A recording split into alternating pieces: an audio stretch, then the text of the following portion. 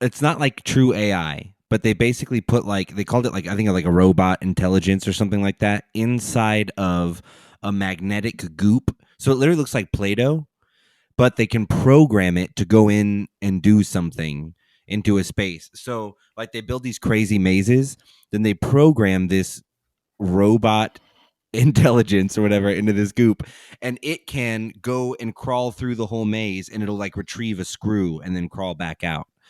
And so they're saying like they're literally trying to program that stuff like that to say like we could like put this into your body and it could go in and like retrieve something without surgery.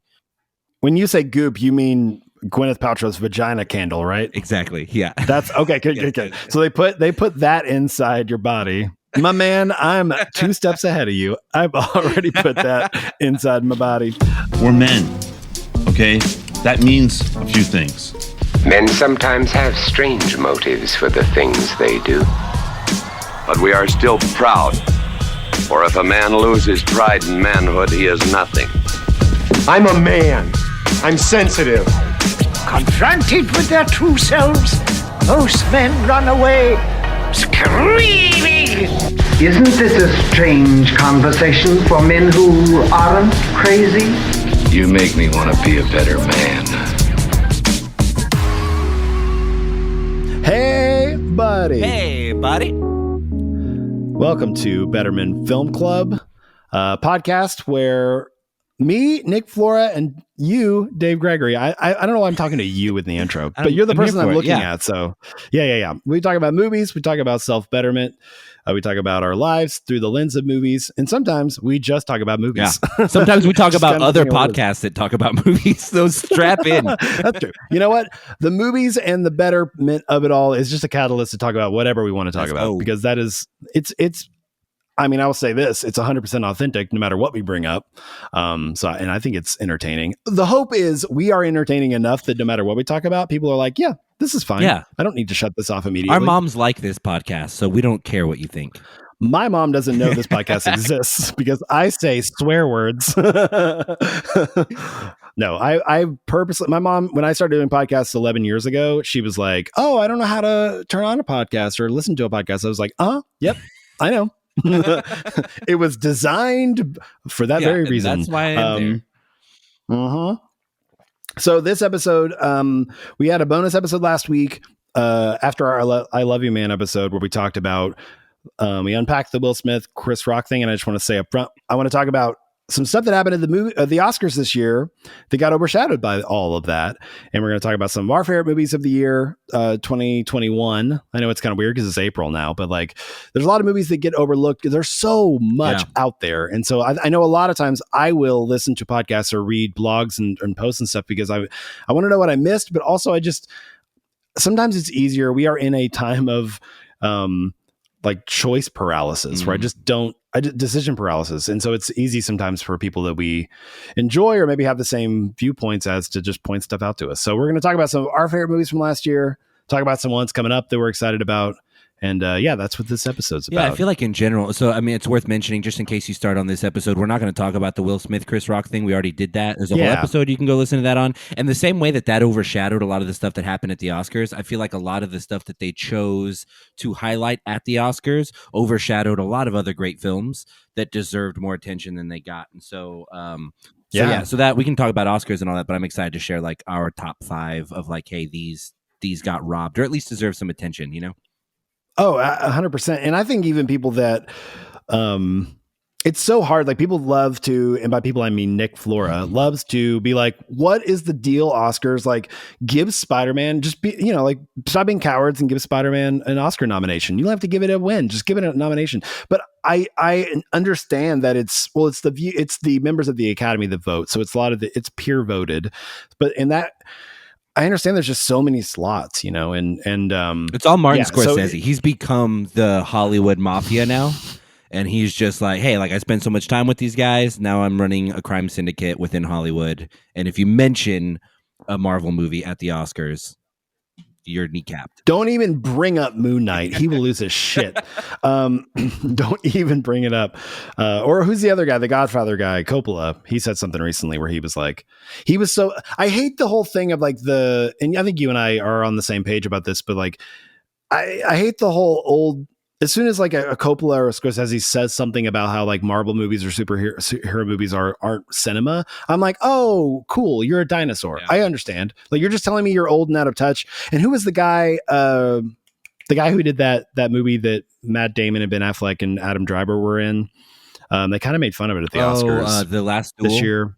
Yeah, that movie, like it tanked. It was Ridley Scott. Really? It tanked, and Ridley Scott in his interview post The Last Duel coming out and tanking, his first interview after that, he was shitting on like, yeah, it's because people are used to seeing the pew pew movies and they won't go see a real Shakespearean type drama, blah, blah, blah, blah, blah, whatever. And I'm like, you just sound like a whiny little boy. Are you the same whiny little boy who got famous for making Alien?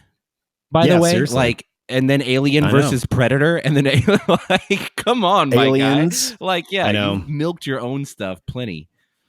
Yeah, 100%. That's the kind of stuff where I'm like, okay. I will say, like, I was kind of shocked. What was that? We posted something on our Instagram. If you're not following us, go do that at Betterman Film Club on Instagram, at Betterman Pod on Twitter, because we like talking to y'all. But we posted something where it was like, which one of these movies, if you could only pick one, which one would you take? Do you remember what they were? I remember it was Gladiator. And then bunch of others. All I remember was people not choosing Gladiator and me being like appalled. I don't think you did either. Didn't you vote? Or were you just trying to even it out? I did vote. I don't remember who I voted for though.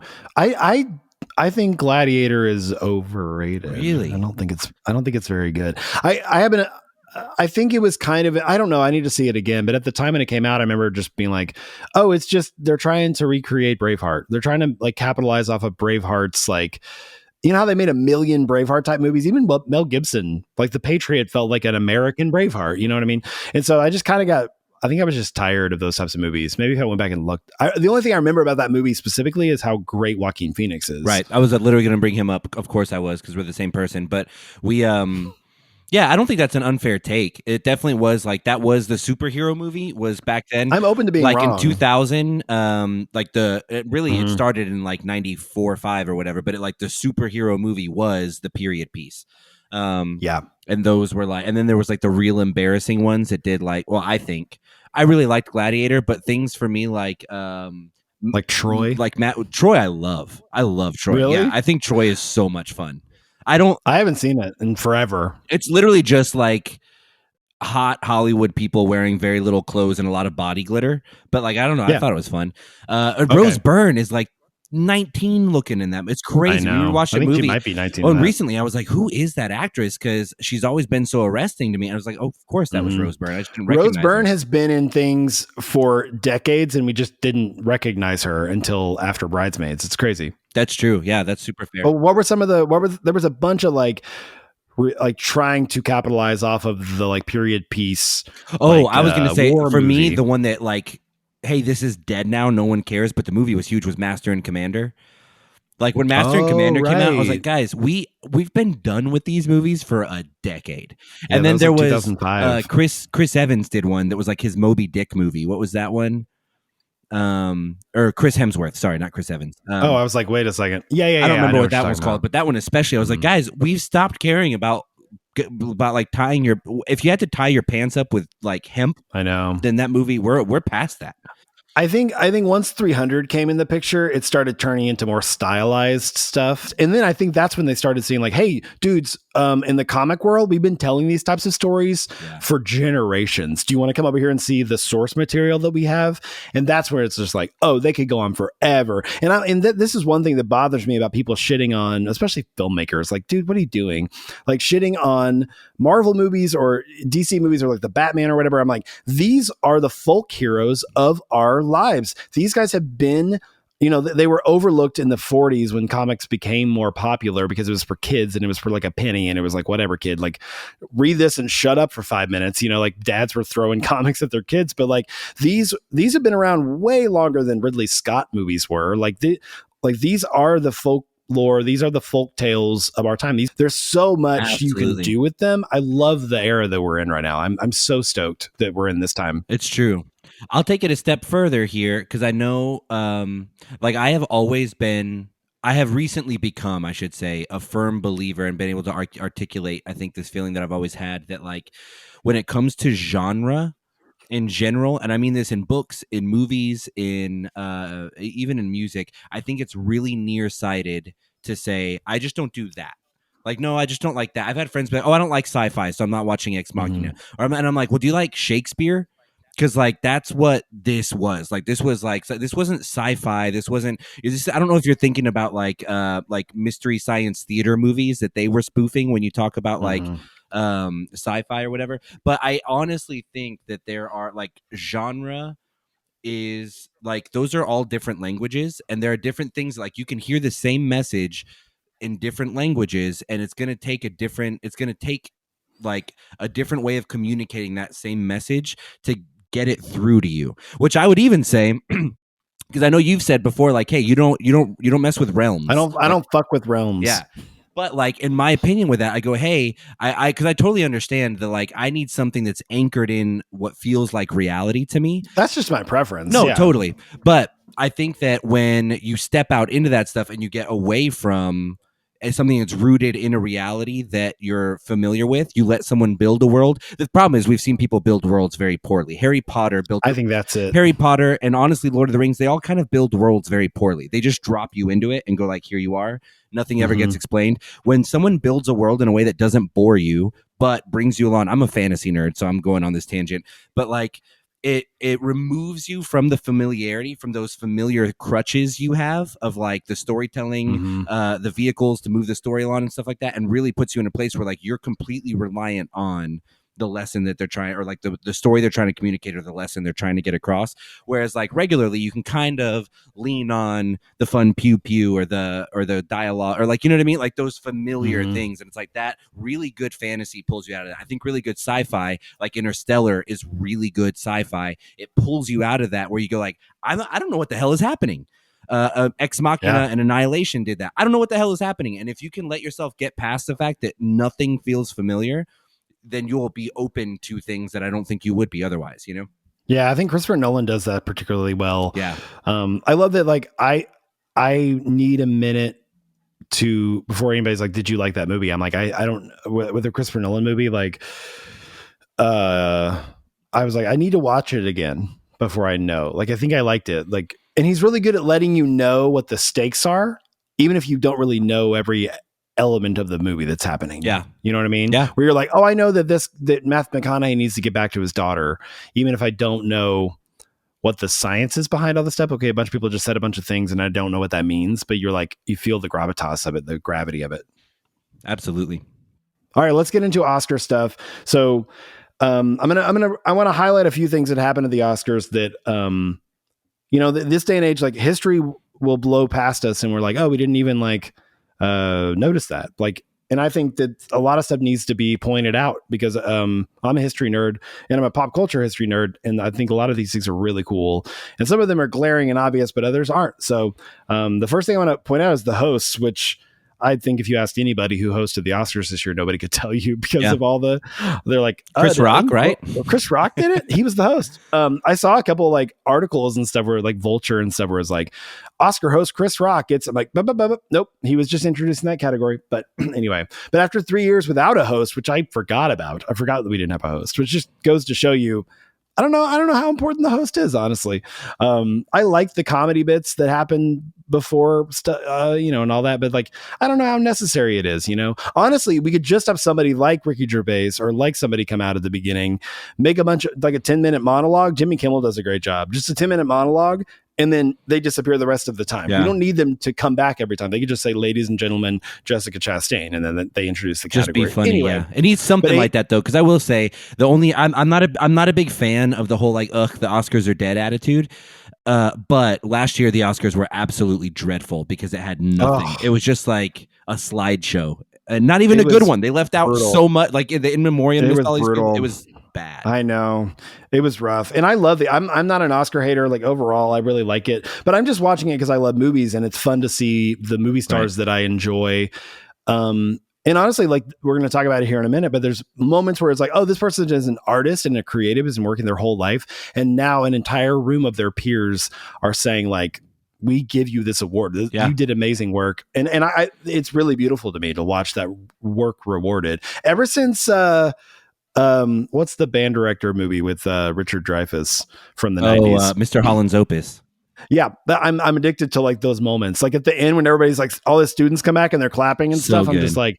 I'm like, okay, I want this all the time. This is so beautiful. So it's fun to be like, for me to be like, oh, I've been sitting here for the last 25 years watching Denzel Washington movies, and to watch him finally get recognized, it's like, oh yeah, I loved him. You know, it feels like you're along for the ride.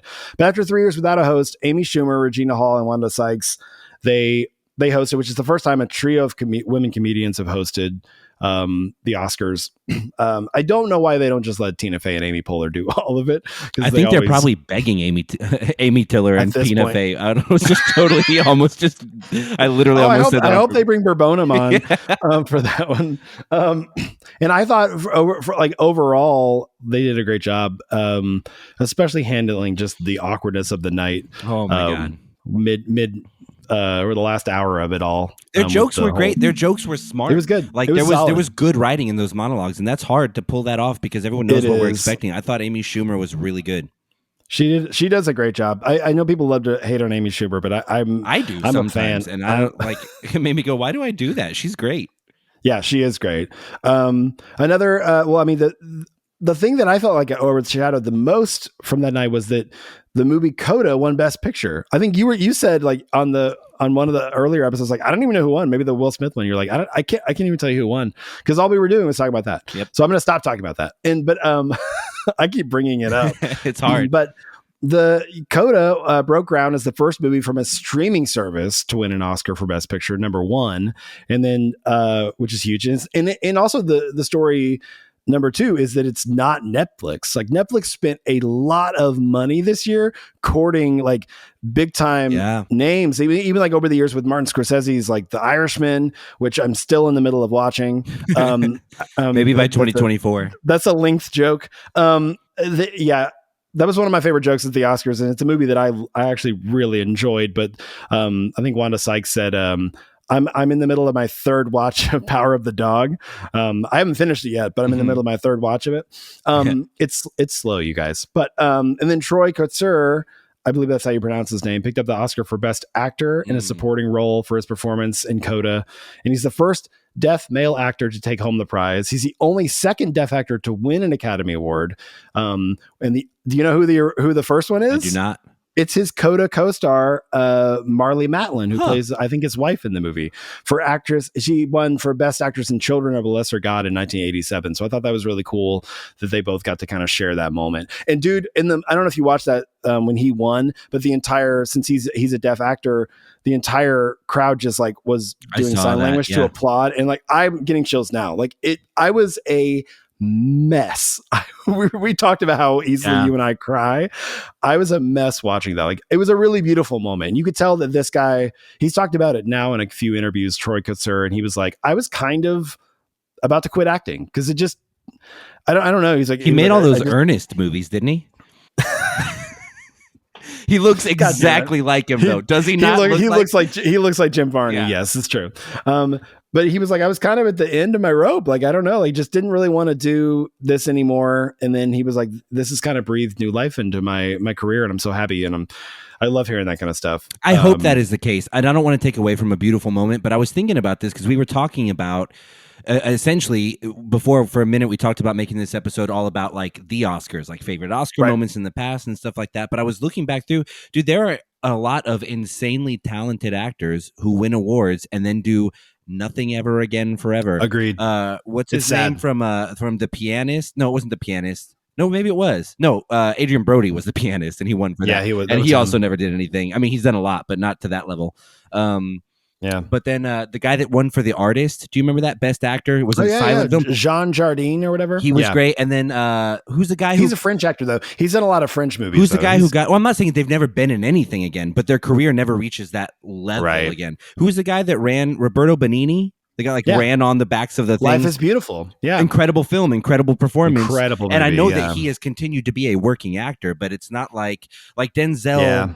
I mean, I know it's different in the US, but I mean, like Denzel was Denzel well before he won for Training Day, and will be up for nominations every time he's in a movie if he keeps. He's the male Meryl Streep.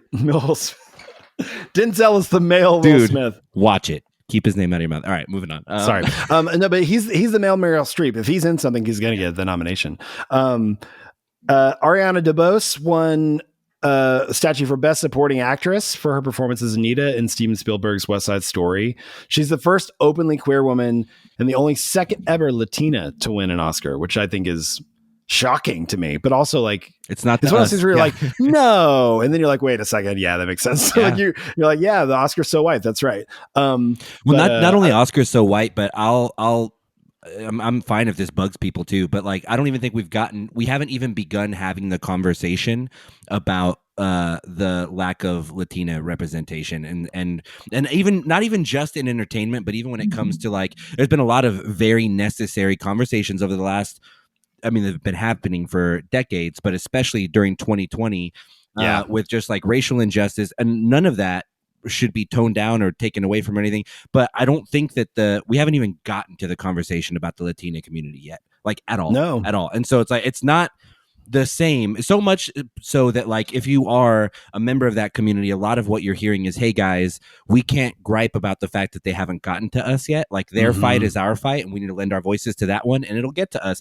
But it hasn't yet. You know what I mean? And so like I have a huge there's a bit of a chip on my shoulder, but it means so much to me. I cried in the opening credits of Coco when they played the Disney music with mariachi instruments, because I was like, I didn't even know that I needed that. You know what I mean? But so to see Coco. Her win was huge. Yeah. And you kind of made the point too within the Heights, like, because there was a little bit of like, not controversy, but people were like, those, you know, even people who are, I think, pretty progressive were making like In the Heights wasn't completely accurate because they used a lot of lighter skin Puerto Ricans, or I'm it's not my story to tell, but like it just, in my mind, I was just frustrated with that because I'm like, listen, like there are white gatekeepers who do this, and we need this to succeed, because if it doesn't, they're not going to be any more like it, unfortunately, because they give women one shot. They give like women superheroes one shot. They give they give minorities or marginalized groups one shot, and they're like, no, that didn't work out, so we're never going to do another one again. How many times has Ryan Reynolds been a superhero in a movie? You know what I mean? Like they give white dudes a million shots. There was one Captain Marvel movie, and she's being recast or killed off. Like, you know what I mean? Like, because all the incels that couldn't handle a female superhero freaked out about it. And so it's like, similarly, where I go, are they really killing off Captain Marvel? Yeah, I've heard she's not coming back for another film. Oh, so I don't know. She was going to be in the Marvels. I mean, she may be, that may be her last appearance, or maybe what I read wasn't reliable. But I've heard that it's like, hey, Marvel is cutting tie. Like something happened with casting that let people know, like, hey, they've made a decision to pivot away from this. But yeah, similarly, when I saw that stuff within the Heights, I was like, I'm not gonna step in and say you should or shouldn't be upset about something. But if you don't spend money on In the Heights, you won't get the movie you want that comes after this. We have to support this one if you want the next one. Yeah. That is unfortunately how it works. That's the whole thing. There is a way to play the system or play the game while you game the system. You know what I mean? Like it's just the way that works. Like you know, I can be a minimalist and somebody who doesn't want certain things in our society to be a certain way, but also like you got to pick your battles and be like, okay, I have to be a part of society. I can't just go live in the woods all the time. And I'm more of a, you know, it's, I don't know, it depends on what it is, but I tend to be more of a, like, I need to be a part of the conversation so I can help steer the conversation towards things that need to be looked at. And that's one reason why I want to start this podcast is like, do I think that the world needs more podcasts with two straight males speaking? No, not necessarily. But I was like, but it depends. Well, we do have like some sort of a mouthpiece here, so let's use it for let's talk about the things we want to talk about that maybe aren't getting talked about as much. And I don't know, there's a bigger conversation there to be had, but I loved Ariana DeBose. Her acceptance speech was incredibly moving and emotional too, and she's incredible in West Side Story too. And also, speaking of women, for the second year in a row too, a woman won Best Director, Jane Campion, for The Power of the Dog. Well deserved. Unless you ask, what was his name? What's his name? What's the country? The guy that's the angry country cowboy and everything. I can't think of his name now. And I really like him, so I'm annoyed that he was in The Big Lebowski. Sam Elliott. There we go. We got Sam Elliott. That's a bunch of bullshit. Yeah, I know. That's another thing where I'm like, okay, well, you just don't I don't know. And the thing that annoys me specifically about Power of the Dog is it's taken from the source material written by a guy who went through this. Mm-hmm. Like the guy who wrote the novel or the novelization or like I think it's a short story maybe of Power of the Dog was the kid in the movie in that time. And I think he would know if this is accurate or not. Not an actor. Not an actor who was raised on spaghetti westerns, Sam. Take a seat for a minute. And I know. Yeah, and I love Sam Elliott, but in these moments, I don't know. I don't think we have to ask every actor what they feel about every single thing. No, and that's what bugged me but he had a chance because people his in that genre, his opinion does carry water. And so like it would have been nice for Jane Campion to have gotten a little bit of support from someone who rolled with it. She definitely did. I would have thought a little bit with in A Star Is Born, Sam Elliott's performance is incredible. And I really liked how they show like him and Brad's character at the end. They don't like, I can't remember what he says. He says something about like, it was always you. I was always trying to be you or something. They're talking about their dad. He's talking about how like you raised me and I was always looking for your approval, not his. And he says something real briefly, but it's that one line, like it was always you or something.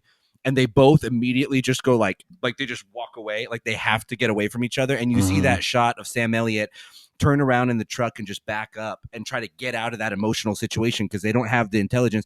But like even just the way they played that, there was so much depth in that I was like, come on, Sam. I wanted you to be the guy to be like, hey, it's not all spaghetti westerns. And this is a story that happened and it deserves a platform too, instead of like, bang, bang, bong.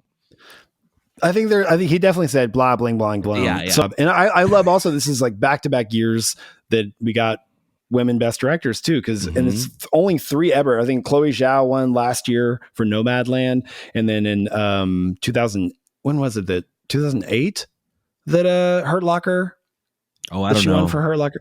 Anyway, Hurt Locker was great. Yeah. And so also shout out in that one, Kirsten Dunst and Jesse Plemons were unreal in that. I think I don't know when we're going to start treating Kirsten Dunst like an Oscar.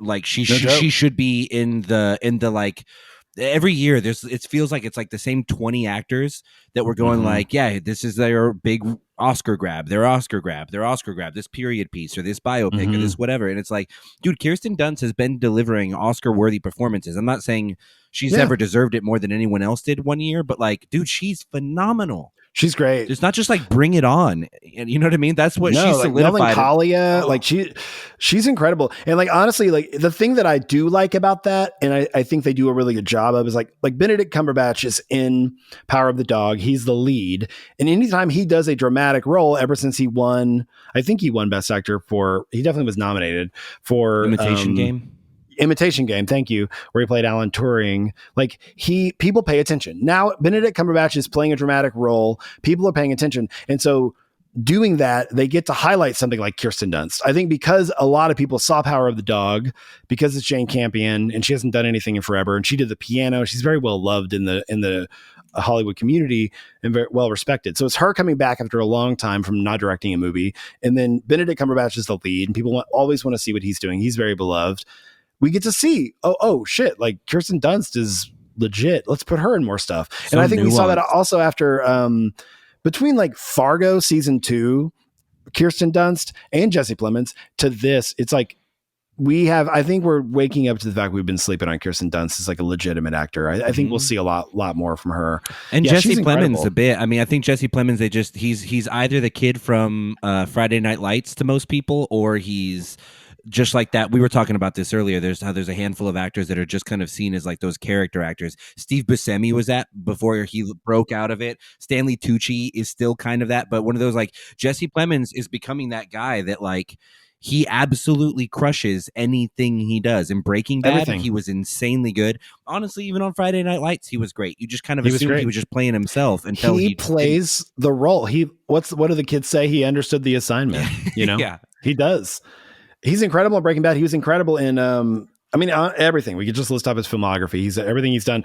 He was in that movie Game Night, which came out in like 2018, which is underrated. God. Yes. And he is so funny and creepy in that movie. He's supposed to be both. That movie is like the really boring archetype template of the date night movie, but it's good.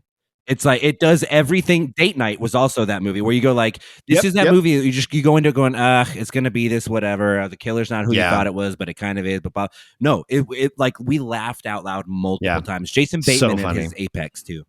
Yeah, he's great. And another movie that kind of falls in that category, which it's hard for me to watch objectively because I love the two leads so much, but it's The Lovebirds with Kumail Nanjiani and Issa Rae that came out. It's a Netflix movie, came out at the beginning of COVID, unfortunately. So it kind of got overshadowed by, the world being on fire. But that's one of those movies like Game Night or like a couple trying to go on a date and then they get wrapped up into like a crime syndicate kind of thing. And they're both very, I've yet to see that.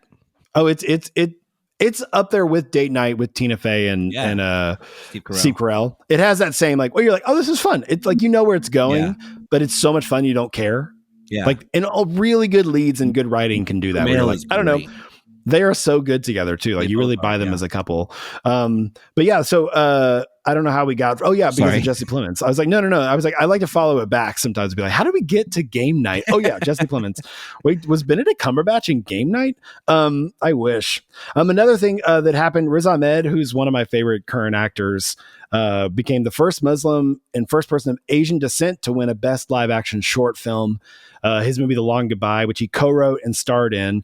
Explores his identity as a British Pakistani artist and includes music from his album. So his 2021 album, also called The Long Goodbye, which I think is just dope. I think that Riz Ahmed's like, I'm going to come in here and be an incredible actor and filmmaker. And also I'm an artist and it's good. He's a rapper. It's good. He's super talented. He's honestly like the, he's a different breed of the like Donald Glover kind of like multi-creative pantheon. Absolutely. Like this kind of guy who like, I wouldn't, if you were like, did you see that Riz Ahmed went to Burning Man and built this like 40-story tall thing? I'd be like, yeah, I believe you. I just believe that happened. See it, but I believe that 100%. Yeah, no, I was excited to hear more from him as well. It goes back and forth. It's interesting. I was listening to this, started listening to Mark Maron on Tiger Belly forever. Oh, yeah. That was like a month and a half ago. And today, while I was getting ready, literally right before this, I put it on and I was literally just texting my friend about how Reservation Dogs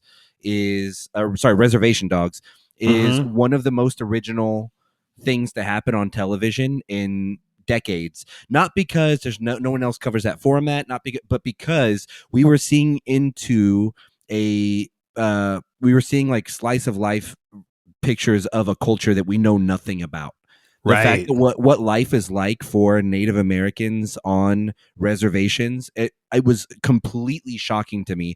And I'm excited to see those stories begun to be told and people get excited about it. I think people like Taika Waititi having a ton of success and being able to say like, hey, I want to talk about like the indigenous people where I'm from and all that kind of stuff. And then Sterling Harjo with Reservation Dogs. I think Riz Ahmed similarly. It's weird to have, and I'd be curious to even get perspective from someone who's more a member of one of those communities. But it's interesting because I go, hey, I'm excited that people are getting a glimpse into that. But I always felt a little bit of, again, this may come from the chip on my shoulder of not having representation, but where people will be like, oh, like Guillermo del Toro is a Mexican director, or Gael Garcia Bernal is a Mexican actor. They're actually really good, and you're like, whoa.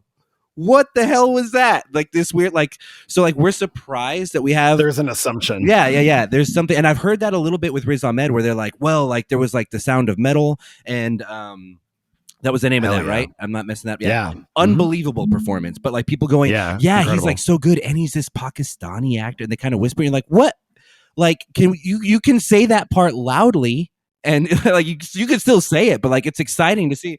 It just drives me nuts because I understand that it's not all necessarily nefarious when people say like when they're celebrating like, and he's Mexican with Guillermo del Toro. You're like, well, you know what that is? That is a country with very little resources for the arts. Kids don't get to grow up and go to some magnet school and have all the hookups and all the opportunity that we have in the U.S. And so I understand what's being said there, but it's like they had to overcome more than like Martin Scorsese or a white director would, for sure. We're in that phase right now, though, where I go, we're celebrating these marginalized voices in a way that's still a little patronizing, and I'm looking forward to hopefully 10 years from now, hopefully it doesn't take that long, the celebration has continued and the patronization has kind of gone away, you know? And honestly, just American audiences have been largely ignoring cinema in other parts of the world. So it's like, whoa, like the fact that there are movies coming out of all these different parts of the world, like they're like, where'd this guy come from? Oh, he's had an entire career over here. Okay. Yeah. And we just can't look at anything that doesn't have our point of view. Right. Okay. Got it. And that's why I love about like, the movie that won Best Picture 3 years ago. Parasite? Was it Parasite? Yeah. Like, which is incredible by all. It's a foreign film, and the fact that it won Best Picture at our Oscars is like, okay, this is going to open the door for more of this. And we got that with Drive My Car, and like these movies, like, okay, that I know it's like a little bit too little, too late, but also at least we're fucking here. Yeah. You know what 100%. I mean? Like, which is what William Miller says in Almost Famous, which I think about all the time whenever I had older people be like, oh, you missed the age of rock and roll. Sorry, you got what you got. And I'm like, well, at least I'm here. Mm-hmm. Like William Miller says that to Lester Bangs, like, at least I'm here. You know, I'm happy to be here for this. Every generation does that too. It's so frustrating. It's what Scorsese is doing. It's what they're all doing when they shit on Marvel movies now and stuff like that. You're just like, dude, get over yourself. I don't think your generation loved what you guys were doing either. Like The Godfather was super controversial when it was getting made. Oh, Jimmy Stewart and like that whole generation were shitting on movies of the 70s when it was coming out. Like and all of the like Italian cinema and all of that influence that was coming in, the Bruce Lee, so like all the stuff that was going on. I mean, they kind of showcased it a little bit. I wish they would have talked about it a little bit more in Once Upon a Time in Hollywood, but they like all these actors from that generation were just like, what do we do? Like, where do I fit in this like time when cinema verite and all this stuff is like coming into like, you know, your Easy Riders are being made and like, all these like Kubricking, how do you say Kubrick and Kubrickian? I don't know. Sure. Stanleyian. All these Kubrick type, like, oh, everybody wants, you know, Kubrick starts making things. Everybody wants to make something like that. Like and now those guys are complaining now about like cinema. Now it's just like, it is a constant. Speaking of Kubrick, fun fact that no one has ever asked for, but that is who Oscar Isaac studied for his role in Ex Machina. He based that character on Kubrick. Oh, I hear. And since no one has asked it, let me set you up. Let's do this again. Hey, Dave, do you happen to know? Like, I was thinking the other day, like Oscar Isaac is so good, and he's such a good singer, and he's just like so enigmatic. I'm following. But he did a movie a few years ago called Ex Machina. Yeah. I'm aware of it. It's actually pronounced Ex Machine. Like a lot of people don't know that, but Ex Machina. Yeah, go on. Machina. Yeah. Sorry. I like to say it in American, so Ex Machine. I speak American when you speak to me. That's all I ask people to do. Anyway, neither here nor there. Do you happen to know like his character? Like, do you know any kind of like off? I don't want like the normal acting stuff, but like anything, any like influence you might have had about his performance, like there's kind of a little bit left of center. Do you happen to know the answer to that? What's interesting is people. We'll be right back. Hey guys, Nick Flora here. Quick interruption to tell you about the Betterman Film Club.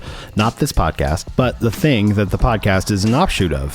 Betterman Film Club is an actual virtual meetup group that we started and meets via Zoom twice a month to discuss a different movie each month as we unpack the themes, and it gives its members a chance to basically do what we do here on the podcast, which is talk about the movie, talk about the messaging, the themes, and our lives through the lens of whatever that month's movie is.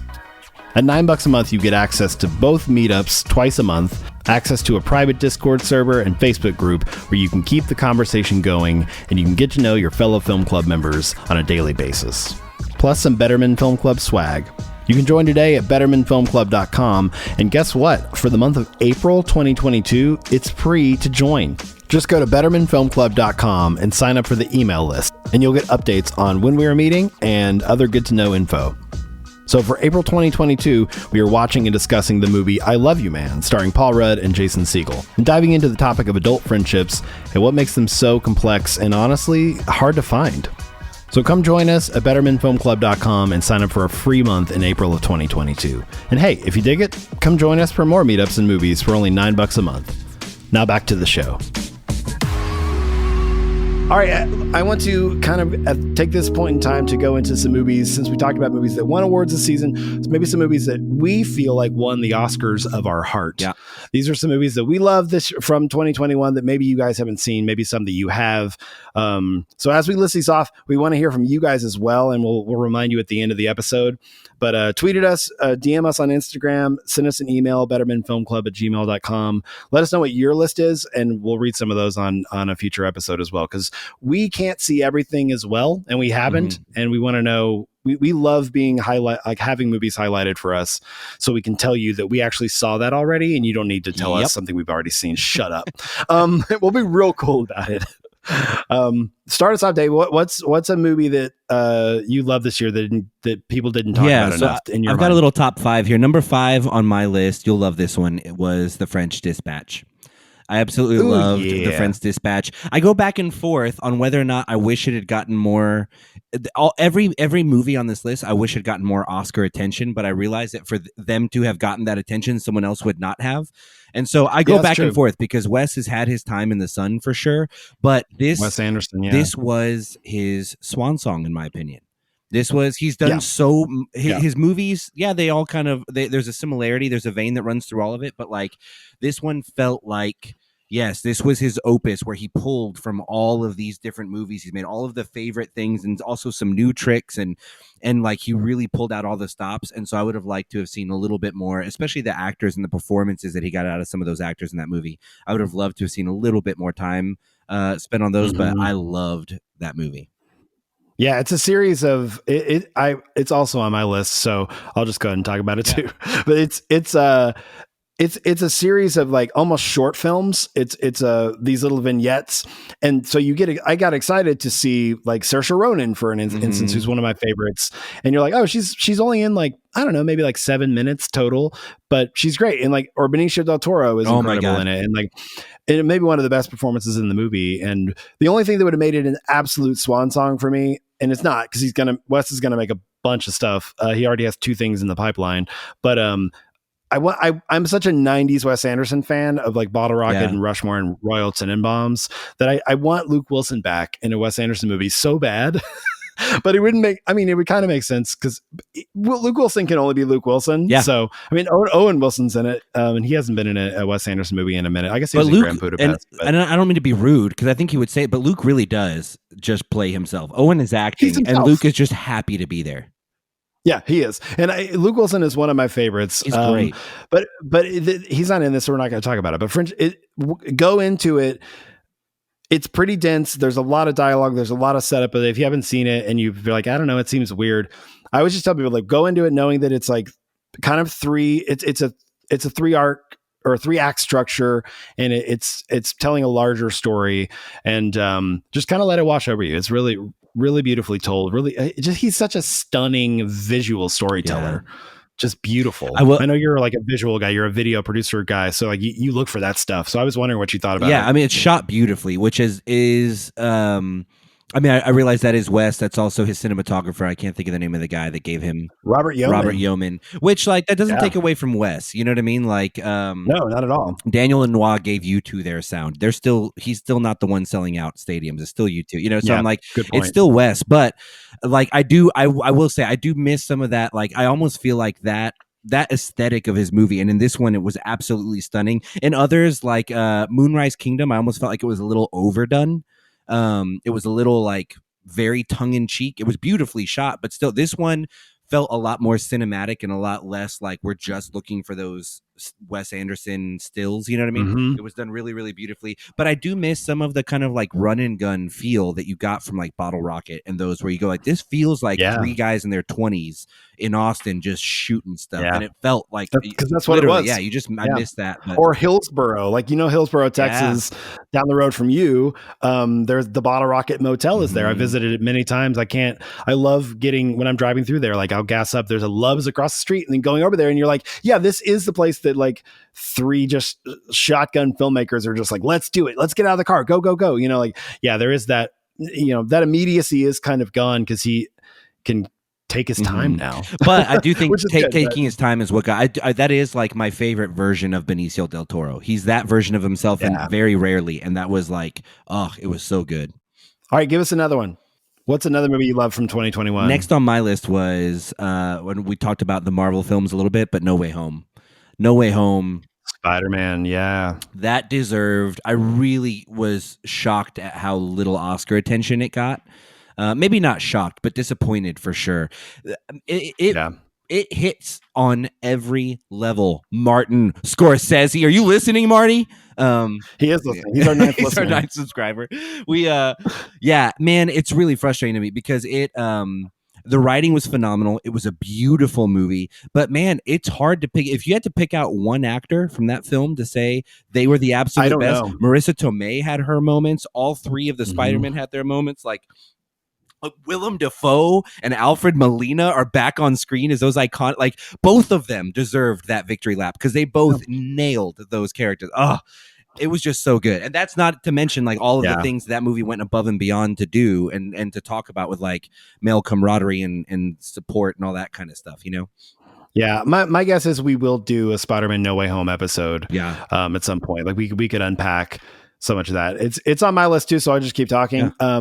But that it's kind of overshadowed by all of the hoopla and everything which is much deserved around it. No spoilers in case you haven't seen it. I'm pretty sure everybody has at this point. But Tom Holland brought it. Tom Holland shows the fuck he up really in does this movie as an actor, and I was so blown away by him. But there's a beautiful moment on a rooftop with three actors that just like the male vulnerability you were talking about, where they just meet each other in a place that is so beautiful, and there's no judgment or fear. It's just like it's just male vulnerability at its best, like emotional intelligence at its best. Like it's just this like, which is honestly. Peter Parker is probably the best character to do that with because he is the youngest in the MCU for the most part, and like he's just the most hard on sleeve. He's the most like he loved Tony Stark. Tony Stark didn't know how to love him back. Really, he did it in his own way. You know, like he's just he says his emotions out loud. That's one of the things I always loved growing up. Spider-Man was always my favorite but really Peter Parker was my favorite. I always saw myself in him more than anything else. And, you know, I wanted to say that it was Captain America or, you know, Wolverine or any of these characters that I love, but I didn't know how to be them. Right. I know how to be Peter Parker because I think I am him. It's with Ferris Bueller. Like Ferris Bueller Days Off is one of my favorite all-time movies. Not even like nostalgic, just one of my favorite movies of all time. I don't think I'm Ferris. I want to be Ferris. I'm Cameron. Yeah. You know what I mean? Like I relate to that character, the overthinking, anxiety-ridden teenager more than I do that. And I think this movie, Spider-Man No Way Home, does an incredible job of like, not just being like, okay, Tom Holland, we've seen you a bunch, take a back seat. He also gets his moment. Right. He really does. And ever since like in Infinity War and Endgame, I'm kind of like, I trust you guys to do whatever, but like the writing of this had to be pitch perfect, and it is. The fact that they stuck the landing with this, with all of the different components they had to juggle, is just jarring to me. How do they? It really is unreal. And my only complaint, I still liked all the other Spider-Man, the Tom Holland Spider-Man movies. I enjoyed them. I understood, and we talked about this. I would always say the stakes were really low. Now they were appropriately low, because he was a sophomore in high school or whatever. You know what I mean? It's like they're high school stakes. So they were appropriately low, but that was my gripe. I was just like, I just want to see, we haven't really gotten that much of like adult Spider-Man. Like Tobey Maguire was it. That was a long time ago. They aged him up really fast in one episode, and Spider-Man 3 was atrocious.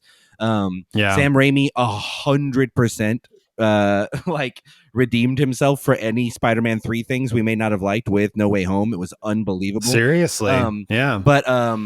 But what I loved about this is that, and I think this would be a good response to like someone who like me was feeling like, the stakes were really low. It's like, no, they took the time and they developed a character over the course of 3 films. So what you get with Tobey Maguire's Peter Parker in Spider-Man 1, where Uncle Ben dies and great power comes great responsibility and all of that kind of stuff. It all happens in 2 hours.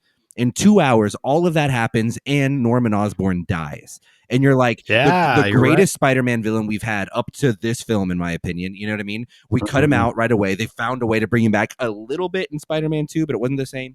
All of that happened in one film. With Tom Holland now, we got to watch him kind of come into his power a little bit in the first one, wrestle with the loss of Tony Stark in the second one, and am I going to step into my mantle? And then in this one, it's like we got what the other Spider-Man movies gave us by minute 20, we got that by like the hour and a half mark of the third film. And I go like, you know what? This is testament to the fact that like we don't know what we want. The audience doesn't know what they want. Let the director go like, no, I'm going to tease this stuff out and develop someone over a three movie arc. And when I give it to you, it's going to be 2.5 hours long and you'll like it. And it's like, yes. And you'll go back and see it over and over, which audiences did. Unbelievable. Yeah, I love that movie. You're so right. It's truly fantastic. All right, here's one I know wasn't on your list. For me, it was a little indie film. A24 can do no wrong. I'm repping the sweater right now. I'm obsessed. Yeah, you are. Lamb, a movie called Lamb by an Icelandic director. I don't know Lamb. Lamb is really, really, really good. So interesting. Here's the entire movie preface. I was shocked that it was filmed in Iceland. We were in Iceland when I saw the trailer. Me and my friends, we were all in one van. We slept in it for a week driving around Iceland, and I saw the trailer. Dave, is it possible that you just saw a lamb in Iceland and it wasn't a trailer for a movie? It would have been possible had the movie, yes, if I had not woken up from that fever dream and there still was a movie. But it's nothing is shot in Iceland. Iceland is tiny. I mean, like, there's literally, but it's gorgeous, though, right? Gorgeous. But literally, when you're in Iceland, like, there's a dating app that's specific to Iceland because they have to filter through people that they're related to. We have that in Arkansas too. But so because of that, it's rare that like a lot of art comes out of there just because the pool is much smaller to pull from. You know what I mean? It's a very small country. It's a stunning country, but the movie is really incredible. What I loved about it, it was shot in Iceland. Like, I can't get over that. I'm so obsessed with that country and that island. Like, it's stunning. And there are so many beautiful long shots of just someone walking across them where you're just like, I can't believe this is real. And it almost doesn't look real. It looks like really good CGI. But it's not. That's what it looks like there. For people, sorry to interrupt, but for people listening, to give you a little bit of context, Iceland is where they filmed that scene in Secret Life of Walter Mitty where he longboards down when the volcano was going off. It's like gorgeous. It doesn't look like a real place. It really doesn't. It really doesn't. They shot a lot of Game of Thrones there. Everything north of the wall was shot in Iceland. Interesting. Okay. It's not always icy like that, but still. Anyway, so really interesting film. The whole premise of the film is there's a couple who like run. They have like a sheep farm together. I say run. It's not like this booming business. They're in the middle of nowhere and they have this sheep farm. And one day they go out. They're giving one of their sheeps is giving. Sheeps, is that how you say it? One of their sheep is giving birth. Yeah. And so they're delivering these babies, and one of the babies comes out and it's off camera, and you just see them kind of stare at it like in shock.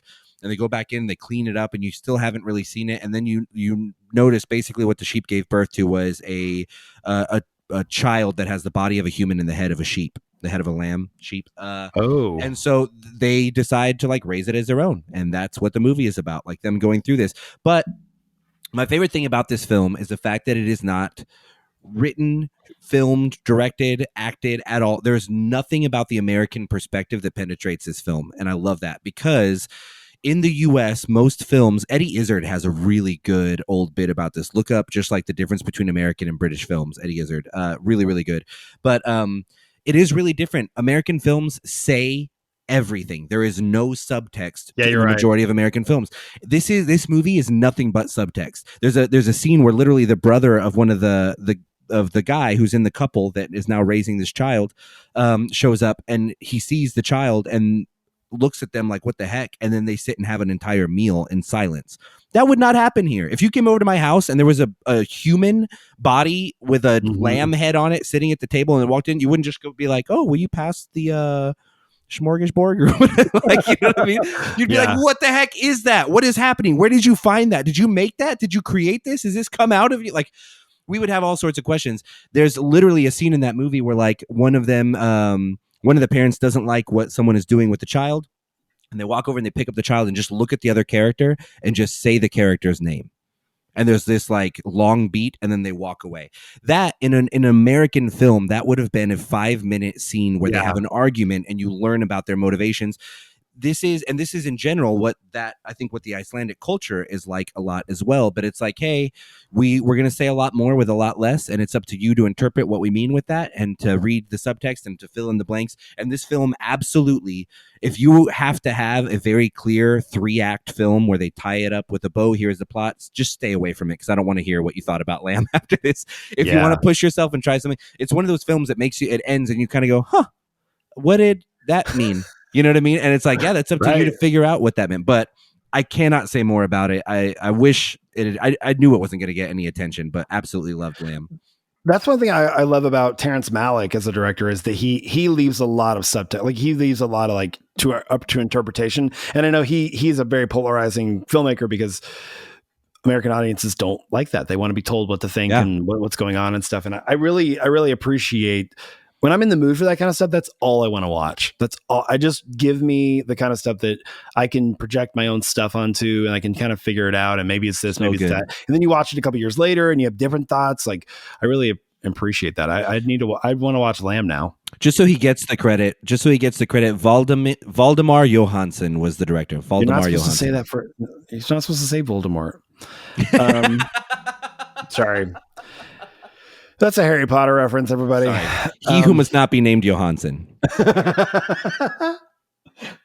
That's the name of this episode. All right, so that's one of mine. You've got to have one that's not on my list. Yeah, I think I do. And it couldn't be further from Lamb. So I was looking at my list and I was like, this is going to be really funny to follow Lamb. So one of mine that I think is criminally, I think it's going to be one of those comedies that people pass around for a long time. Like we've talked about the Ben Stiller stuff. Hey, worked him in.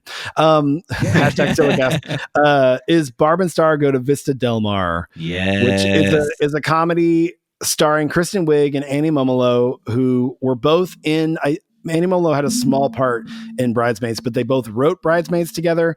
This is their first movie that they've done together since then.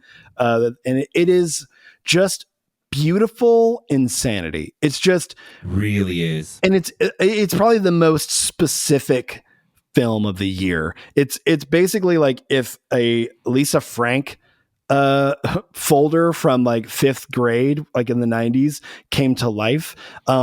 It's was a single woman in its 40s. Yeah, exactly. It's middle-aged best friends, Barb and Star, which Barb is not short for Barbara, it is Barb, and Star is short for Starbra. They leave their home in Nebraska and go for the first time and go on vacation to Vista Del Mar, Florida. It's the most like it's so good. It's so funny. I mean, it's just comedy through and through. It's got a stacked cast of funny people. It's produced by Adam McKay and Will Ferrell. Sadly, I think the last movie that they're going to do together, because I think they've had a bit of a falling out. Maybe they'll come back together, but they've had a somewhat private, somewhat public falling out. Yeah. But anyway, they produced it. If that tells you anything, if those two guys are like, yes, this is funny to you, then watch this. But it has the cast is not just Kristen Wiig and Annie Mumolo, but Jamie Dornan in a very like non-Jamie Dornan role. He's so good. He's so funny and earnest. I can say this confidently. That was the best performance Jamie Dornan gave us of 2021. Hands down. He's so earnest in it, and it's just beautiful. Damon Wayans Jr. is in it. Whitney McClendon Covey, who was in Bridesmaids and Reno 911 is hilarious. Vanessa Bayer, Fortune Feimster, and has some really fantastic cameos. I think about it like once a week, like something in that movie I think about and laugh once a week. And I don't think enough people have seen this movie. If the entire world had seen it, I'd be like, okay, watch it again. It's so funny, guys. The Barb and Star is to middle-aged women what the Pick of Destiny was for 16-year-old stoners. Good call. Like it is like, hey, this is for you, and a lot of people who aren't you may have a hard time understanding it, but it's objectively hilarious. It's so funny. Like it is so it's funny. Just joke after joke after bit after bit. And a lot of it is like there are some hard jokes in it, but a lot of it is just behavioral. It's so like from the jump you're just giggling. Just watch the trailer. And that looks funny. They did a really good job with that trailer. So Barb and Star Go to Vista Del Mar is my lamb. You know what I mean? Yeah. That's fair. Fair. I think Valdemar would like that. What else you got?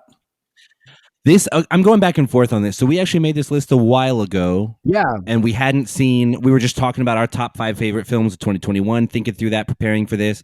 I hadn't seen Licorice Pizza when I made this list. And so now I feel like having seen that, I'm tempted to take this next one off my list, but I'm not going to. Good, don't do it, because you told me like Licorice Pizza is good, but there are other movies that I think I like better, and I'm like, well, there's your list then. Yeah, I think Licorice Pizza is a better film than this one because it's Paul Thomas Anderson. I'm sorry, it was incredible. Yeah. Like he was phenomenal. But Nightmare Alley is criminally untalked about this year. I'm on board with this. Yes. I'm so bummed about it. So Guillermo del Toro, for one, I'm a massive fan of his work. I love how sincere he is in his love for the monster in any film that he makes. And it's also really interesting because this doesn't look like a Guillermo film. It does in that like it's very sleek. Yeah. Yeah, it's very polished, and he always hides some of his monsters in the background, so I think you can see some of those if you're paying attention stuff. But he did a great job. It's directed wonderfully. It doesn't feel though like Chronos, Pan's Labyrinth, Shape of Water, all these like monster movies.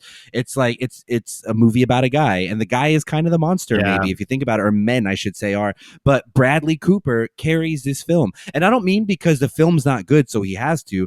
This is a role in which he's even talked about it on podcasts, saying I was nervous to say yes because this is one of those roles. To clarify too, like Leonardo DiCaprio was in and then backed out last minute, and so it's like it's one of those films where it is going to rest on that character. You are gonna have to carry it. It's a very solid 3-act movie, like I mean 3 different movies almost stitched together into one. And so you definitely feel those shifts and those switches and stuff like that. But I think like I don't want to say it's a side of Bradley Cooper we haven't seen, because he is, I mean, A Star is Born, Silver Linings Playbook, like he deserves his props. But it really is true. There's a difference of, it's almost like what I would imagine to be the difference between being a movie actor or a theater actor, where like you don't get the break, you don't get another take, you don't get another. And so whereas in this film, it felt like Brad is on the screen so much, like you don't get a day off at shoot. There was probably not an easy shooting day for Bradley Cooper in this. You have to show up every day and be the main character in every scene that you're in, and I don't know that he's had to do that to this extent, and he nails it. He does such a great job. I think he's in every scene in one way or another. Like thinking back, it's gorgeous. Like, and I know why it's called Nightmare Alley because I've seen the movie and they reference that, but like I feel like that almost is a red herring of like, it's not going to be a scary movie, but it sounds like it's going to be a scary movie. And when you hear Nightmare Alley made by Guillermo del Toro, you're like, oh shit, I'm ready. Buckle up. And I think he maybe even did that on purpose a little bit, but I agree with everything you said. But it's one of my favorite Bradley Cooper performances. And I am a fan of that guy. I think he's such a stellar actor. From like Wedding Crashers on, and I don't even say that as a joke. Like he's great in Wedding Crashers. He is really good in that. Yeah, it's like, if nothing else, just to see Guillermo del Toro's take on a neo-noir film like that. You just told me that, you got to go in that going like, okay, not just noir, neo-noir. What the heck is this going to be like? But then like Guillermo del Toro, like the Pan's Labyrinth guy, like the guy. You know what I mean? Like, really, a lot of physical comedy on this podcast. They really do audio medium, but it's such a beautiful take also on like people see what they want to see, and mindset is everything. Like, and we have the ability to, everything is out there. Whatever point of view you want to see is out there. Yeah. A movie that I'm going to highlight as one of my favorite movies of the year, mostly because my child has watched it so many times, so I really got to sink it in, is the movie Free Guy, which was a huge movie of the year. I mean, it's definitely like, doesn't need the what I'm going to call the Flora push, the Flora bump, but I'm going to give it anyway. It's directed by Sean Levy, who is one of my favorite directors currently. Like between, I think he did Deadpool. Is that correct? Or am I making that up? I'm looking it up right now. He did something. Maybe he wrote on Deadpool. He did something. Oh, okay. So I'm just looked it up and I'm so excited to share this information with you. So Sean Levy, before this, directed Night at the Museum, talking about Ben Stiller. He he directed Date Night, which we just referenced. He dated Steve Carell. And then This Is Where I Leave You, and in The Internship, which we've talked about both those movies before. The Internship, which is Owen Wilson and Vince Vaughn, slept on movie, like really funny, comedy that just got overlooked by audiences, I think. And then This Is Where I Leave You, which is almost one of my favorite movies of all time. Like, it's so close. There's so many things that I like it. There's so many things in it that I like that I will keep watching it because I do enjoy it. But there's something missing, and I don't know quite what that is. But I feel like, dude, he did.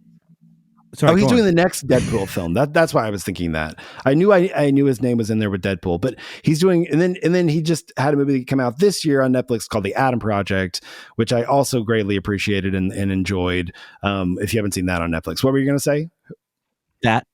Oh, he did. I was literally just because you and I have talked about that film. You've asked me numerous times if I've seen it in Marco Polo, and I haven't answered you ever. Every time I start a new Marco Polo, I go like, "You got to bring it up," and I always forget. Adam Project was phenomenal. I really enjoyed that movie. I didn't want to say too much about it in case you hadn't seen it. I appreciated that. The thing I appreciate about Dave is he will tell me. Knowing that, not to spoil anything for a movie, he will just tell me that he saw it, and that will be his entire review until I see it. And I really appreciate that, because I also don't want to know if somebody liked something or not, because then I'll have to think, oh, Dave liked this, so what did Dave like about it? And I love that you do that. It honestly makes me so happy, because you're like, yep, I saw it anyway. So. Well, and I know that feeling when you want to talk about it and you can't because you don't want to spoil it. And you've sent me like literally 3 Marco Polos asking me if I've seen that film and not saying anything else. And I've been such a bad. I really love it. But no, that was great. I'm shocked. I feel like I have those moments every now and then when I go like, oh, this will be the day that I never forget that person's name or their body of work. Because when you list off those movies, The Internship, I wish you were. This is where I leave you. This is where I leave you. Sorry. Night at the Museum, just because of the connection. All 3 to Ben Stiller there. Even Free Guy, Adam Project. He's doing some Stranger Things stuff. Yeah, he was a producer on Stranger Things. Like, the dude really has had. Date Night. He's really had his hand in a lot of the things that I've enjoyed over the last decade, and I love when this happens. It's the Rose Byrne effect. It's like when you're like, oh, I've loved you forever and didn't even realize it. Like, he really. And he's so young relatively too. So I'm like, I'm really excited about what we're going to see from this guy.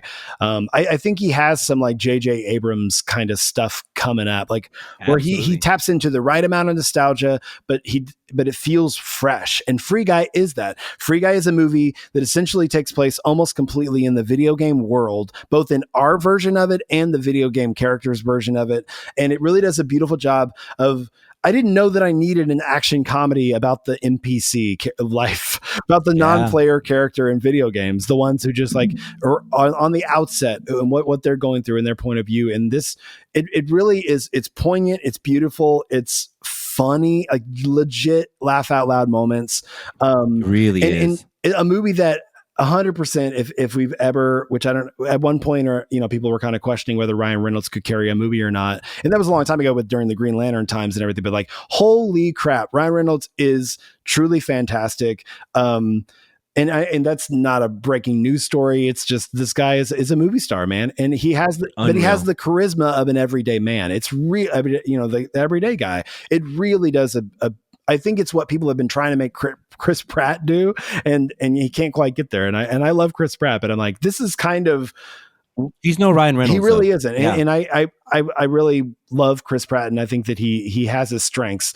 But Taika Waititi's in this movie, Joe Keery from Stranger Things, Lil Rel Howery, who I love, Jodie Comer.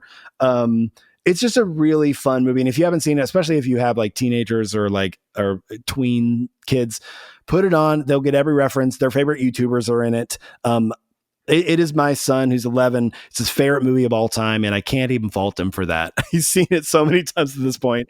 Yeah. It was 100% made for him, but also I feel like it was made for me. So yeah, Free Guy. I can't talk enough about it. I love it.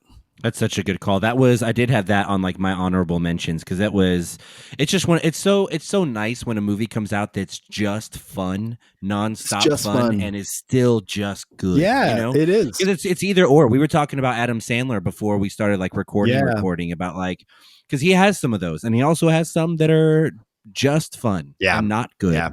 You know what I mean? There's the Jack and Jills and the blah blah, and so these have the opportunity to be that. But I also think you could have put anyone in that and the writing would have been strong. Like, the writing was already good, but now like Ryan Reynolds has a confidence in every role that he's in now, where like, I think even he was having that conversation of, can I carry a major franchise? You know what I mean? Back in the day. And now it's like, the guy everything he does is successful because we love and I him and think he knows Ryan that. Reynolds has always been Ryan Reynolds, but it even took him, like he's been in there. If you watch early Ryan Reynolds stuff, even like 10 years ago, Ryan Reynolds stuff, but like he is hitting peak Ryan Reynolds right now where he's like, he knows who he 100%. is. You're right. It's 100% confidence and it's really great to watch. So much fun. We just watched the Proposal the other day with him and Sandra I think Bullock. that's when he starts with really getting. Well, that's the deal. He was so good in that, but there's almost like a false humility to his performance in those, where you go like, he's gonna be the guy like, yeah, I mean, no, I'm pretty good, but I'm really just here with Sandy, and really, it's like, no, he knows now. He shows up and he's like, yeah, I know this is my set.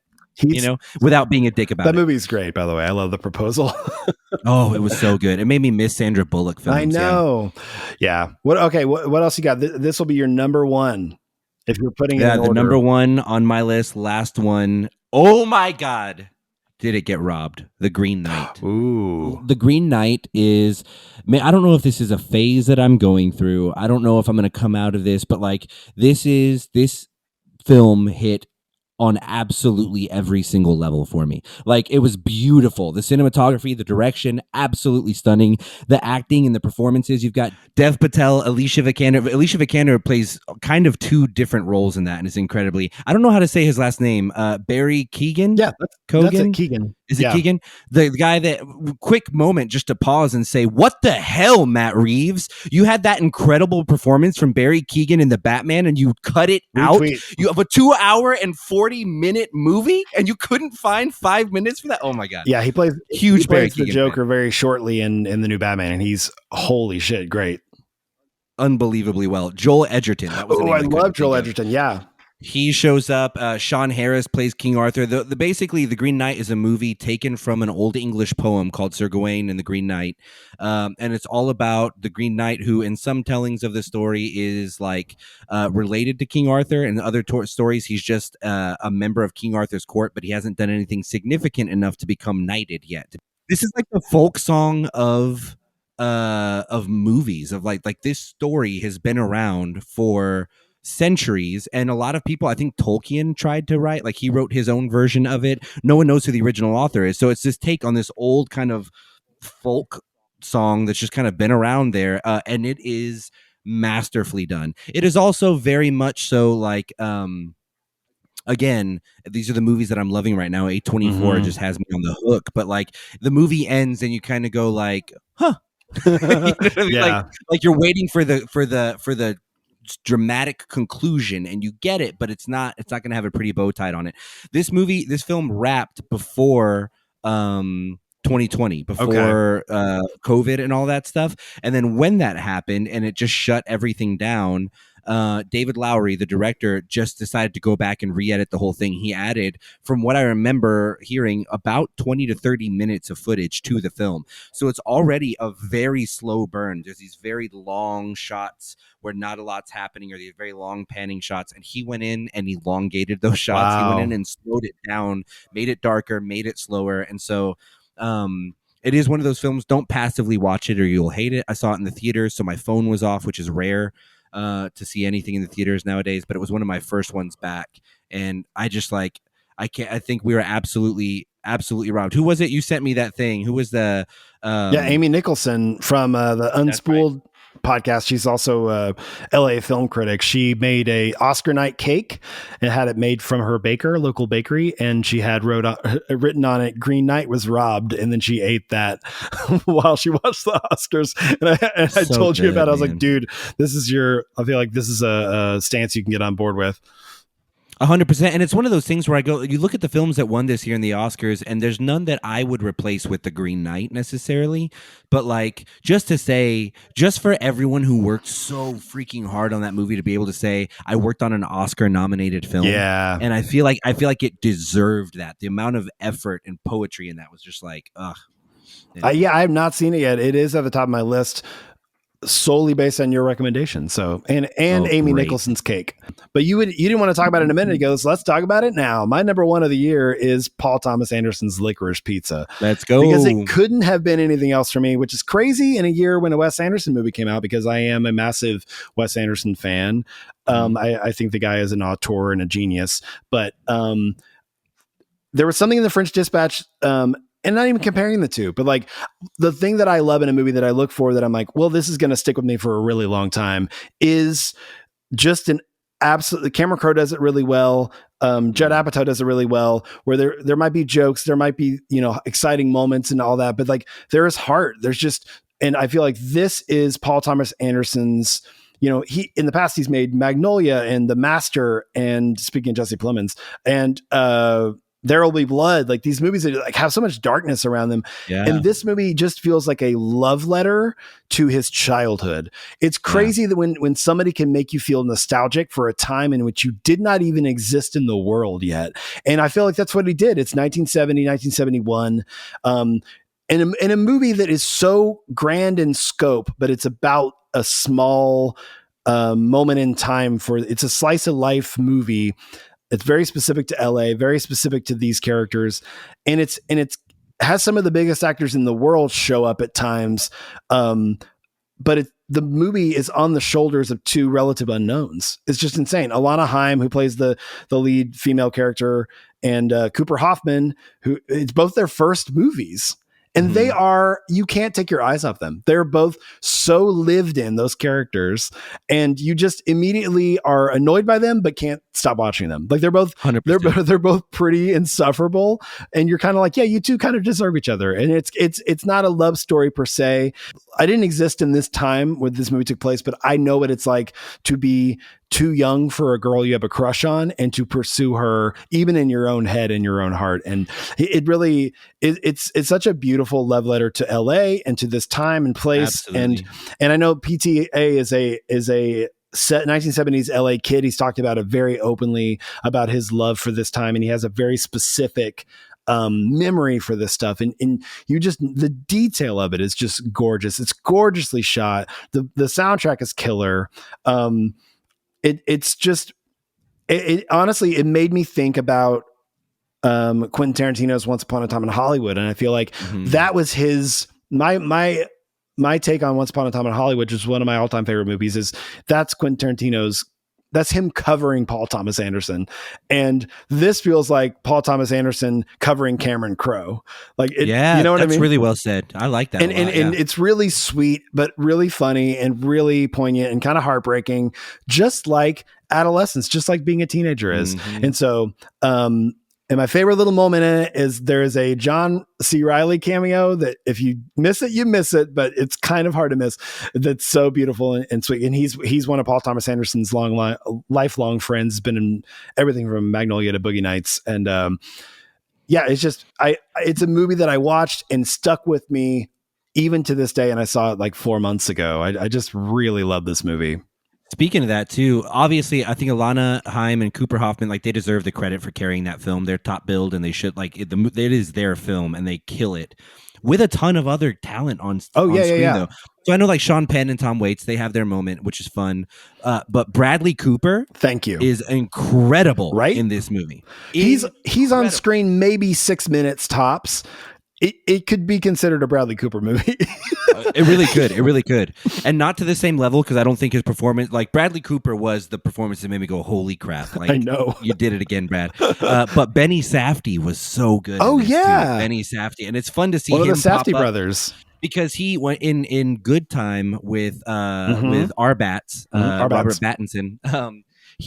I didn't know that he was one of the directors. I didn't know that he wasn't actually mentally challenged. Like, he was that good in Good Time. Yeah. It was insanely good. And so now to see him show up and do something completely different in this film, it's fun to see him acting too. And everybody in this, like, from Benny Safdie on, feels like, even the people that show up that you're like, oh, I kind of know that character actor, they feel like real people in this time and place. Like, they really from do. Cooper Hoffman's mom to, like, there's a lady where they go because he's a kid actor in it, and they go to this, like, agent's office. That lady feels like a real person that they took out of 1970 and put 100%. Into this place. Like, it.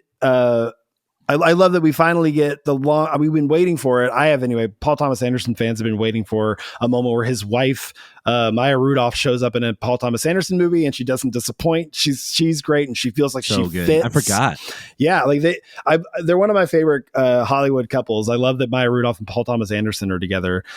But here's the thing: if you listen to an episode of like Mark Maron's podcast, for example, his interview with Paul Thomas Anderson is one of my favorites. He's just a nerdy film dude. Like you would think that he's like his movies are so deep and like the way, introspective and stuff and long shots and like, they're famously doesn't write a lot of dialogue sometimes, and he's such a little film nerd. It makes me so happy. He's such a good storyteller just by speaking out loud. And I feel like we don't get a lot of that. I just love it. I love it's something with Quentin where you're like, Quentin Tarantino won't shut up, but his movies are so beautiful even without the words. You're like, this is very surprising. Absolutely. So yeah. There's a small thing that I loved about that, but do you remember that old Boogie Nights movie poster that was all animated? The orange Boogie Nights poster, and it's like Marky Mark on the front unzipping his pants or whatever. There is a movie poster I saw for Licorice Pizza that's in that same style. There it's like is a drawing. Alana Haim is like she's holding her hand out, and Cooper Hoffman's sitting in it. I love like that connection to both of those two because you literally see that and go like, "Is this fan art? Is this they're both orange. They both like have that kind of They honestly, her and the drawing's better on the new one than the old one was more simple, but like she almost has the same like expression on her face. You're right. I didn't put that together. Yeah, like the little eyebrow and all that. Yeah. And it's just like, oh, this is so fun. Just a little like PTA throwback.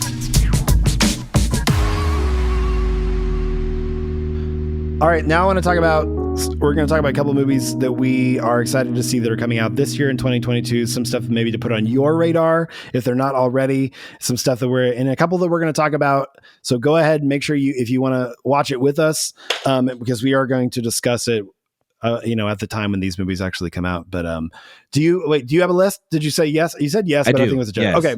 I'm just going to rattle off a couple of mine. And then if these are on yours, but I want to hear yours as well. I have some that are going to be absolutely yes, of course. Like your Doctor Strange and the Multiverse of Madness, your Thor: Love and Thunder being directed, Taika Waititi returning from Thor Ragnarok, which is one of my favorite Marvel movies, and maybe just one of my favorite movies. I love Thor Ragnarok so much. I'm excited about the Marvel-ness of everything in 2022, including the next Into the Spider-Verse movie, which I love the first Spider-Verse movie. Excited to see what they do there. And then a couple maybe that people aren't going to be so familiar with, which is Everything Everywhere All at Once, which is a movie coming out starring Michelle Yeoh. I don't even know. I'm purposely not reading anything about the plot because I just want it to wash over me, and I want to go in knowing nothing. But the trailer doesn't tell you anything about the plot, but it looks like I want to see it yesterday. Like I want to see it the second I can see it. I want to see it. It looks so good. So Everything Everywhere All at Once. The movie Killers of the Flower Moon is a new Martin Scorsese movie starring Jesse Plemons, Leo DiCaprio, and Brendan Fraser. Super excited to see Brendan Fraser back. Brendan Fraser is one of my favorites when I was a kid in the 90s. He's having a moment. He is the Fraser-zance or whatever. Much deserved. Yeah. And then I'll throw Nope by Jordan Peele out there. It comes out in July. I'm very excited to see he's teaming up again with Daniel Kaluuya. Thank you, from Get Out. And then a movie I think you're looking forward to probably more than I am, Men by Alex Garland, Ex Machina Annihilation director. And then a movie that I want to throw in real quick before I hear yours, and then we can kind of unpack all of that as much as we want. But a movie that I didn't know that I needed to see, but I think I really need to see this movie, David. I think maybe we both do. The Unbearable Weight of Massive Talent, starring Nicolas Cage. Absolutely. As himself. Absolutely. This movie has the promise to be absolute dog shit, or it could be maybe the greatest movie of our time. Yeah, legitimately. I think that one is at the top of my list. I am very excited to see this movie. And if you want to prepare for that movie, don't go watch Nicolas Cage films. Go watch the press tour he's done leading up to South by Southwest, because he doesn't do this a lot. Nick Cage does not do interviews. He hasn't done interviews in years, and now he's starting to come out and be more vocal. I mean, like, Nick Cage disappeared for a decade and a half and did nothing but straight to like VOD movies. And now is coming out and talking about them and saying, hey, first off, I don't regret a one of them, and I never phoned it in. And honestly, I've seen a lot of them. I've seen a lot of those crazy Nick Cage horror films and stuff, like some of the insanity he's done. He has not phoned in a one. Pig, I saw, was actually really good. Oh, cool. Yeah, I wanted to see that. It's making you realize, like, dude, he is great. Like, he is to answer Dan Harmon's question in Community, like, is Nick Cage good or not? Is like, yes, Nick Cage is amazing. He may not always make the decisions as an actor that we expect a human being to make. He's a very eccentric human being, but he's a very quirky guy, but he is a good actor. He's a really good actor, and it's fascinating. He just did a one of the Vogue undercover internet interviews or whatever that was absolute. Like, that in and of itself was performance art. It was so good. He's also on the Hollywood Reporter roundtable. He did a roundtable with Andrew Garfield. What's his name from Red Rocket? Simon Rex. There was another big Peter Dinklage. It was the coolest roundtable. Oh my god, I freaking loved it. And he just absolutely didn't disappoint. He goes on a rant for like 10 minutes about the name of some horse that tried to kill him on set of a movie he made. Like, and dude, Jonathan Majors is in that too. Jonathan Majors. I love him. That's the other one. Oh, cool. Dude, it was so good. But yeah, in general, I cannot wait for that film, and it's making me realize that, like, I think Nick Cage has been quietly, I should say, putting in the work to pay off all of his insane IRS debt, and just taking everything. But I think all the work he's been doing for the last decade and a half is about to be celebrated through that. I think so too. Like, honestly, it just proves that, like, you might have a moment and then it might feel like the spotlight goes away for a while, but if you stick around and you just keep working, you know, the Kirsten Dunst thing, like, you will be celebrated again. Like, if you keep being good and undeniably good and consistently good, people will take notice again. Absolutely. So yeah, I'm 100% with you on that. I think that might be one of my most anticipated. I'm really looking forward to seeing it.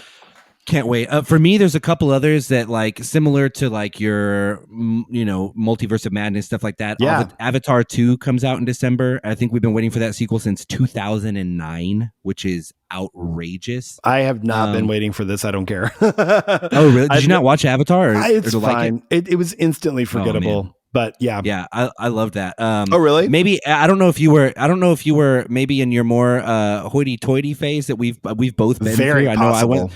It's maybe if you liked like Thor Ragnarok, I think it's not as funny, you know what I mean? But I think it deserves a rewatch maybe. But I'm looking forward to Avatar 2. I'll watch Zoe Saldana in anything. Yeah, so she's incredible. I'm trying to think if there's others of mine, of some of those that you mentioned a lot of just the like popcorn muncher ones that I want to see. Well, I mean, like, I don't have much to say about any of them, but yeah, I want to see them all. Like, I'm excited about Multiverse of Madness, Everything All the Time Everywhere, whatever that movie is called. Everything Everywhere All at Once. Yeah. Again, another A24 film. Yeah, right. They cannot stop. Like, I've never purchased merch from a movie studio before. Like, that's a weird move. Is it possible that, like, you're dreaming up A24 into existence? Like, they have a pipeline to your, like, inner soul and are just cranking out movies for you. It's 100% what it feels like, because no one else is talking about them, and every time I'm like, bullseye. Yeah. On that note, though, so Men, I know you mentioned that one briefly, or did you mention that one? Yeah, I did. Right? So Alex Garland, again, it's like Alex Garland and A24, one of my favorite directors. I cannot wait for that. The trailer for that was unbelievably unsettling. In that same vein, though, there's another one called The Northman coming out by Robert Eggers. That's right. Who is also kind of an A24 darling guy. I know he did The Witch and The Lighthouse, that were both A24. The Vavitch. But he just has a great. Those are two guys that the other one I would add to that list is Ari Aster, where I don't like horror films. I don't like torture porn. I don't like super gory things. I don't like being scared. I cannot stand jump scares in films. Like, they drive me nuts. Yeah. But those are three guys that have made an unbelievably unsettling films, kind of like a la Jordan Peele, where it's like, this is so good, I don't have to rely on the jump scare. There may be one in there. I think Jordan Peele definitely hit us with a couple for sure. But but where you go like this entire film, there's never going to be a moment where you have to look away. You may feel like you have to, but I'm never going to do the thing coming out of the shadows at you or anything like that. I'm just going to send you home a little bit afraid of the shadows tonight. And Ari Aster and Robert Eggers do that so well. You're right. I love like my obsession with Iceland and Norway and just Norse mythology and general Scandinavian culture on top of that. So it's like the Northmen going to the cast, Alexander Skarsgård, who like all three of those brothers or 3 or 4 of them that are working are unlievable. Anya Taylor-Joy. Ethan Hawke, Willem Dafoe, Ethan Anya Hawke, Taylor-Joy, man. right? Like Willem Dafoe, Anya Taylor-Joy, Nicole Kidman, like that cast. It's just again like A24 has like a little thing in my brain. Like I don't know if they're pumping it in or I'm pumping it out, but like that is like perfect for me. So I think that Nick Cage, the Unbearable Weight movie, The Northman, and Men are like the 3 for me this year where I'm like, I cannot wait. This is going to be like, this is just pure movie candy for me. Yeah, man, I'm really excited. We definitely are going to do an episode on Ex Machina coming up when Men, Alex Garland's movie Men comes out. So if you want to watch that, go ahead and watch that. If you want to join us for that, please. When Men comes out, when does Men release? Do you know? I'm not sure. Is it tattooed on your inner arm, inner thigh? I thought it was in April, but I didn't see it on that list right now. Oh no, May 2022. Okay. So we got a little bit of time. April, yeah. Dude, there's and I think so Unbearable much. Weight is coming out in April too, right? It's very soon. Yeah. Yeah, I'm very excited. There are some movies that I'm like, I might have to come down there and watch it with you, or like, if you come to Nashville, we're gonna have to go see this. Because done. Hey, I'll be there in late April. That's true. Oh man, if Unbearable Weight is out, we got to go. That's a movie that I want to hold your hand and watch. Let's do this. Let's go see Unbearable Weight. Let's go see Unbearable Weight in Nashville. We can hold hands the whole time, and then we'll just have Nick on the pod afterwards. Nicolas Cage. That's what most people. I call him Nicky, but whatever. I'd love to do your podcast. That's high praise. High praise. I just do Andy Samberg's impression of Nick Cage. That's all I do. Yeah. No, I'm unbelievably excited about those. And I think part of it is we just haven't had content for a while. I mean, that's dumb to say. It's insane to say that after No Way Home and some of the most like fan servicey successes ever. But I miss having a year slated full of films, not to mention, again, like the Doctor Strange films and the Avatar and just those fun, exciting films. But to add to that, like Northman, Unbearable Weight, Men, Nope, that Jordan Peele film that you mentioned. I am really excited about that and to see kind of what angle he takes on that. There's some really good stuff coming out. Yeah, seriously. Well, thanks guys for listening. If you have movies that you love from 2021 that we didn't mention, because there's a lot of them that you think there's a lot that we love that we didn't mention, hit us up on socials, bettermanfilmclub@gmail.com. Send us an email. We'll read some of them to highlight some of your favorites as well on future episodes. Or if there's some movies coming out this year that you think we'd enjoy or that you think that our listenership would want to hear, we'll read those as well. So hit us up, do all the things. At Dave Wears Black on socials. I'm at Nick Flora. Last week we had on our actual episode, I Love You Man episode, we ended with a movie quote, as we always do, and asked people to guess it. I believe, David, I want to hear you say it again, and then we'll talk about it. I'll happily do it again. Let's do it. Oh, I'm not here with these fellas. I got a pig in competition down at the livestock pavilion, and I am going to win that blue ribbon. Listen, it's not accurate, but it is. You like nail it. It's like it's a cartoon version of a Steve Zahn impression, but it's incredible. Tell us what that's from, David. Yeah, so that was Steve Zahn as Lenny in That Thing You Do, being a jerk on some live broadcast. One of our collective favorite movies of all time. Unbelievable. Gosh, it's so good. Which means I am going to take us out with a movie quote. I like your nurse's uniform, guy. Oh, these are OR scrubs. Oh, are they? That's the movie quote. I love it. Do you know what that's from?